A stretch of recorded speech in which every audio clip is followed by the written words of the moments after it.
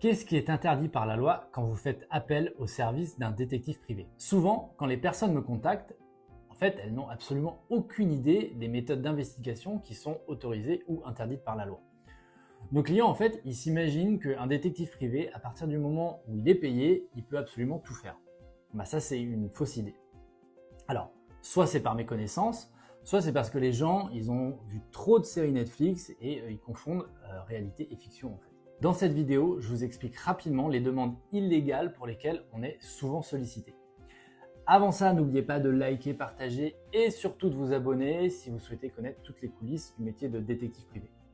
Allez, c'est parti, on voit tout ça ensemble maintenant. Moi aujourd'hui, je vais vous parler de 4 types de demandes qui reviennent vraiment régulièrement dans la profession, mais sachez qu'il en existe bien d'autres, mais elles sont assez marginales, donc pour cette vidéo, je vais juste vous parler de ce qu'on est amené à nous demander assez souvent. Une première demande qui revient assez régulièrement, c'est la pose de tracker GPS dans un véhicule. Alors ça, c'est vrai que c'est une demande qui revient vraiment fréquemment, surtout quand nos clients, ils n'ont aucune idée des jours et des heures sur lesquels il va être intéressant d'intervenir dans leur dossier. Donc dans la tête de ces clients-là, c'est simple, ils vont demander à un détective de placer une balise GPS dans le véhicule de la personne qu'il va devoir suivre. Il faut savoir que ce type de procédé, c'est complètement prohibé.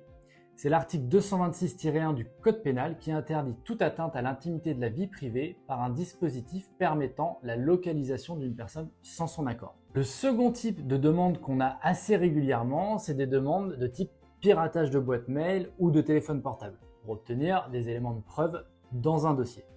Ça c'est pareil, vous oubliez tout de suite, c'est une infraction pénale qui est prévue par l'article 323-1 du Code pénal et c'est puni d'une peine de prison pouvant aller jusqu'à 3 ans quand même.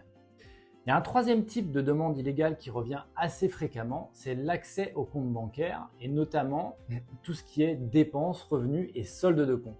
Donc même tarif pour ce type de demande, ça s'appelle de la violation du secret bancaire et c'est répréhensible pénalement. Enfin, il y a un autre type de demande qui est assez fréquent, c'est la captation d'images dans des lieux privés.